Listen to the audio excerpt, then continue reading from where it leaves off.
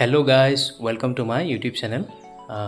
আচলতে আজি আমাৰ ঘৰত ভাগৱত পাঠ কৰাবলৈ লৈছো আৰু প্ৰতি বছৰে আমি বহাগ মাহত কৰাও আৰু তাৰ কাৰণে চুৰিয়া পিন্ধি ৰেডি হৈ ললো।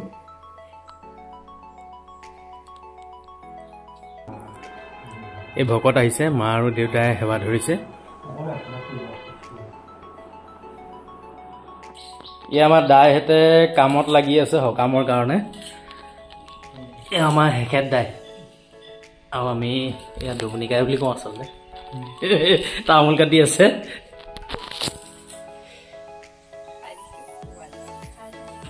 এই আমাৰ শাক কুটি আছে সকামৰ কাৰণে।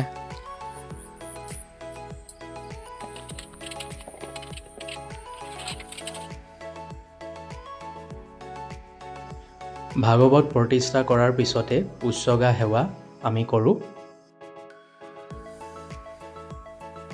কৃষ্ণ কৃষ্ণ যেতিয়া ভগৱত বুলিব কৃষ্ণ হৰি ৰাম হৰি মই গুৰু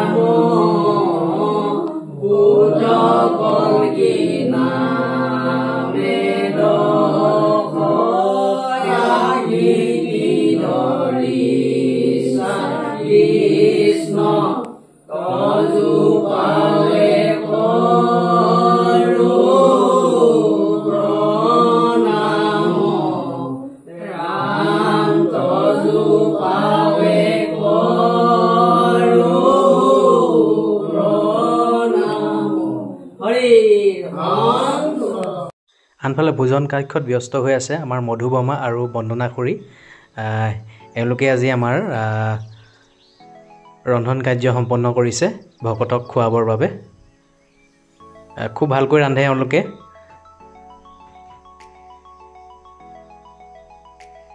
আৰু ইতিমধ্যে আমাৰ ভাগৱত পাঠো আৰম্ভ হৈছে।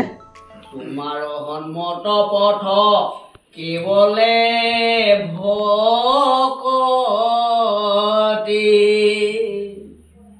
একে বেদ বাক্যে কিয় হৈল মতি ভেদ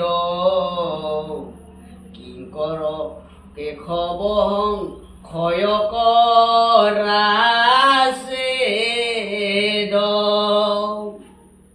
অনাদি ঈশ্বৰ তুমি শিৱ সৰ্বজান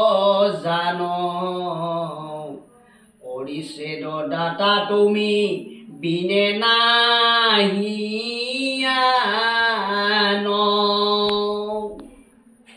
মাধৱে বুলন্ত হকে শুনিও সিদ্ধান্ত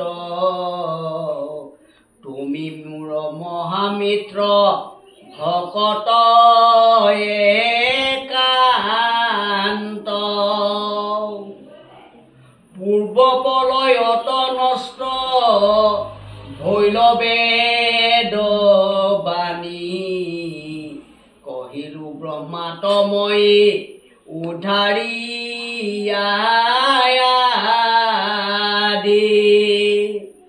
বেদে যেন কৰৈতাক শুনা প্ৰাণ সখী মায়াময় বেদ ধৰ্ম সবাকো পেখি কেৱলে আমাত মাত্ৰ লৈবে কহৰণ হৈবে কৰ্ম ফলতে যি দেৱে প্ৰসন্ন মই বিনে বেদে কিছু আন নবখানে চাৰিও বেদৰ তত্ত্ব অৰ্থ এহি মানে মনুত প্ৰথমে ব্ৰহ্মা কহিলা হৰিখি পাছে জানিলন্ত বেদ হবে সপ্ত ঋষি তাত পাছে পাইলে হুৰা হুৰ সিদ্ধ নাগ অনন্তৰে বেদ কম নুইছে পাইলে লাগ যাৰ যেন মতি কৰি বেদ কব খান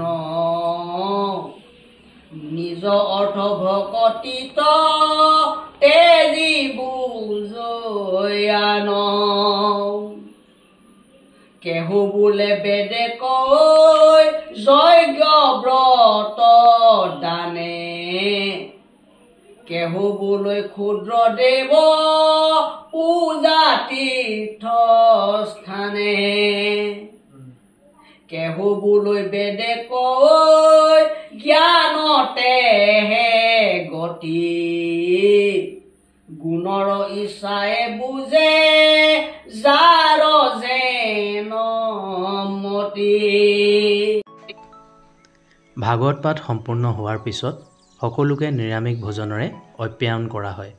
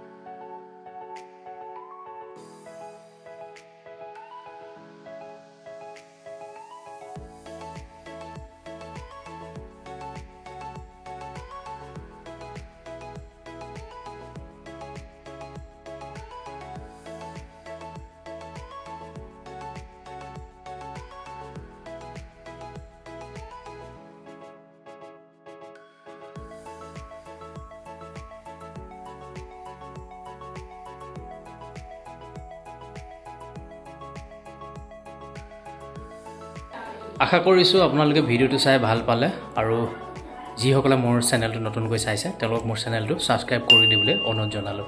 ধন্যবাদ।